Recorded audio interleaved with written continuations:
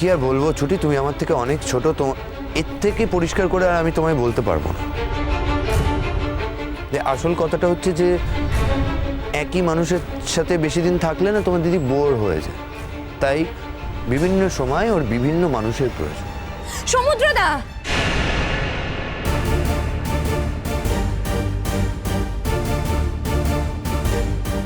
যে কথাটা তুমি একবার বললে আর দ্বিতীয়বার বলার স্পর্ধা করো না।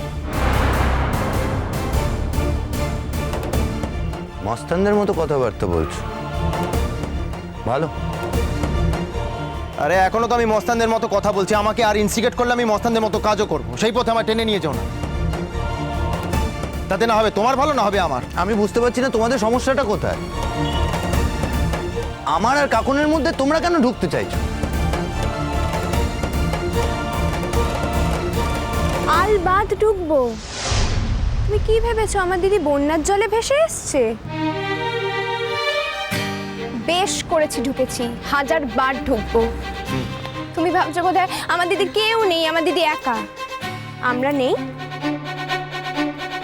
আর তুমি হয়তো আরেকটা কথা জানো না সমুদ্রদা, আমার দিদির জীবনে জেঠুমণি ফিরে এসেছে। কি? এত আগ্রহ কিসের সমুদ্রদা? মানে তোমার তো কাকন্দির প্রতি কোনো আগ্রহ নেই, তো জেনেও লাভ নেই না কাকন্দির জীবনে কে ফিরে এসেছে কে আসেনি। না, তাও জানিয়ে রাখি, কাকন্দির জীবনে তার বাবা ফিরে এসেছে।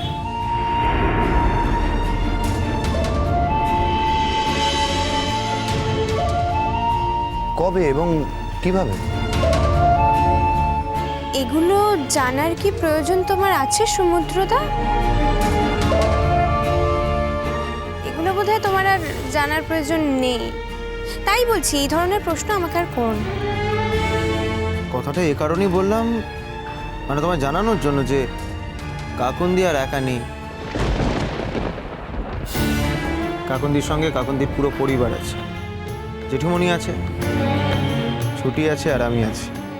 আমি শুধু একটাই জিনিস বুঝতে পারছি না, যে সবাই যখন আছে তখন তোমাদের দিদিকে আমার ঘাড়ে গছানোর জন্য তোমরা এত উঠে পড়ে লেগেছো কেন? এত নিচে নামাচ্ছ কেন নিজেদের? পুরো পরিবার আছে তোর সাথে, তোমরা সবাই আছো, কেন ওকে আমার কাছে এসেই থাকতে হবে? সমুদ্রদা, মাইন্ড ইওর ল্যাঙ্গুয়েজ। অনেক কথা বলছো, হ্যাঁ তুমি অনেক কথা বলেছো, আর আর এই ধরনের কথা আমার সামনে কিন্তু তুমি বলবে না। আর কত ছোট করবে তুমি নিজেকে?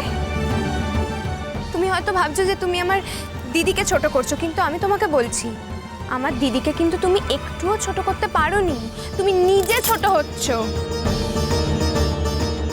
তবে হ্যাঁ, আমার দিদির প্রাপ্য অধিকার থেকে ওকে কেউ দূরে সরিয়ে রাখবে, সেটা কিন্তু আমি হতে দেব না। আর এটাই আমার চ্যালেঞ্জ।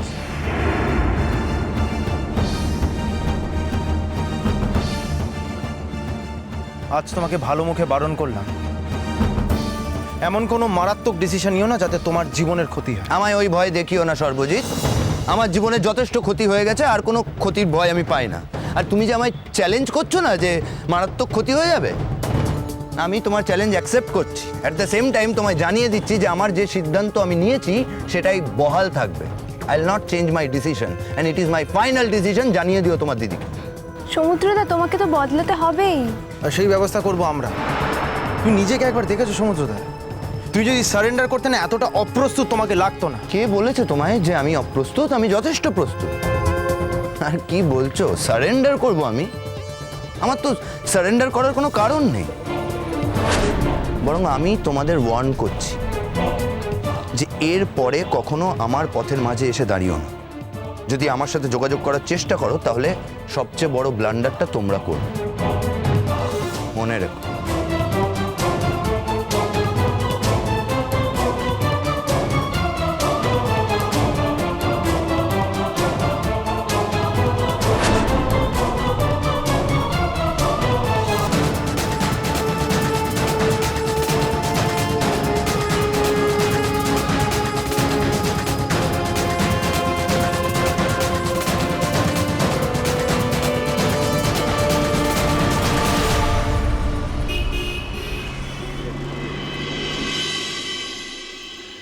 আজ আমি তোমাদের এখানে ডেকেছি একটা গুরুত্বপূর্ণ কথা জানাতে চাই বলে। কি হয়েছে বুবুল? তুমি এমনভাবে কথা বলছো, আমার তো টেনশন হচ্ছে রীতিমতো। ওই মেয়েটা কোনোভাবে তোমার ক্ষতি করার চেষ্টা করছে না তো? আরে কি বলছো, ওরা তো সাহস আছে নাকি? আমি এটা অন্য কথা বলবো বলে তোমাদের ডেকেছি। বল না পুপুল, আমরা তো কবে থেকে এই দিনটার জন্যই অপেক্ষা করে আছি। তখন তোকে কত কি বোঝালাম বল, তুই তো কিছুই বুঝলি না সে সময়।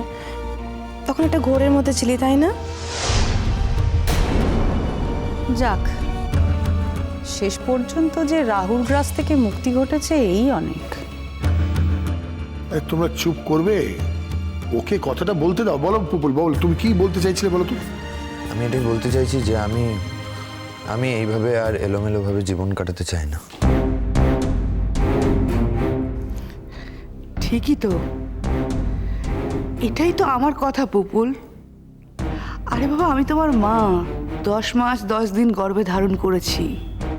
আমি তো জানি সন্তান জন্ম দেওয়ার কত কষ্ট। যার কোনোদিন সন্তান হয়নি সে কি করে বুঝবে বলো?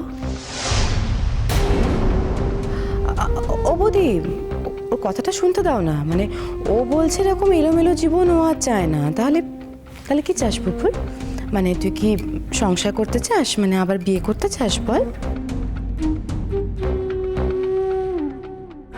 শোনো পুপুল, এবার কিন্তু আমরা মেয়ে দেখে তারপর তোমার বিয়ে দেবো। তুমি কিন্তু আর নিজে দেখতে যেও না। দেখলে তো, নিজে পছন্দ করে বিয়ে করার ফলটা কি দেখতে পেলে তো? তোমাদের তো দেখছি কোনো মেমোরি নেই। ও কি ওই মেয়েটাকে পছন্দ করে বিয়ে করেছিল কি?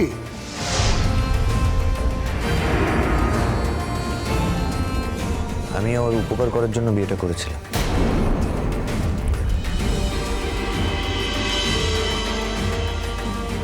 দয়া দেখিয়েছিলাম, দয়া। অসহায় অবস্থায় একটা মেয়েকে দেখে আমার মনে দয়া জেগেছিল। ভেবেছিলাম যে সারা জীবন কৃতজ্ঞ থাক। অথচ সেই মেয়ে তোমাকে ঠকিয়ে, আমাদের বংশমর্যাদা নষ্ট করে, সমস্ত ধ্বংস করে কি যে করে বেড়াচ্ছে, তা তো আর আমার বলার অপেক্ষা রাখে না পুপুল। আচ্ছা পুপুল, আমি শুনেছি ও নাকি ওই ডাক্তারের বাড়িতে থাকে আজকাল। হ্যাঁ, তাই থাকে। ওকে আমি দেখিয়ে দেবো আমি কি করতে পারি। ও আজ আমাকে যা যা অপমান করেছে তার কোনো তুলনা হয় না। এই অপমানের জবাব আমি যেদিন দিতে পারবো সেদিন আবার ওর সঙ্গে আমার দেখা হবে। আর এই অপমানের জবাব হলো একটাই, আমি ওকে দেখিয়ে দেবো বিয়ে করে আমি কতটা সুখী হতে পারি। মেয়েটা আমার সর্বনাশ করে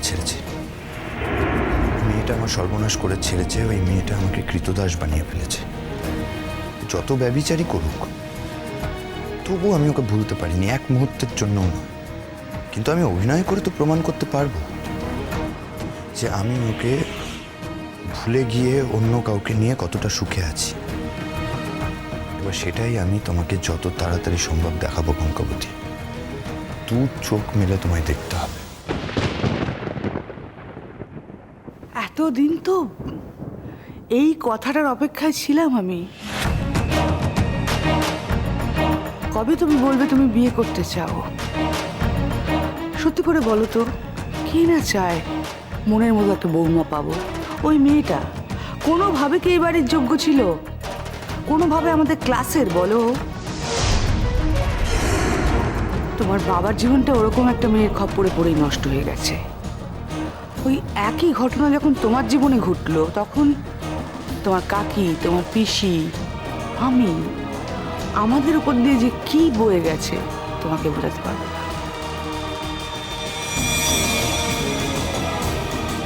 দেখো, আমার যা বলার ছিল আমি বলে দিয়েছি, আর কিছু বলার নেই। যত তাড়াতাড়ি পারো তোমার ব্যবস্থা করো।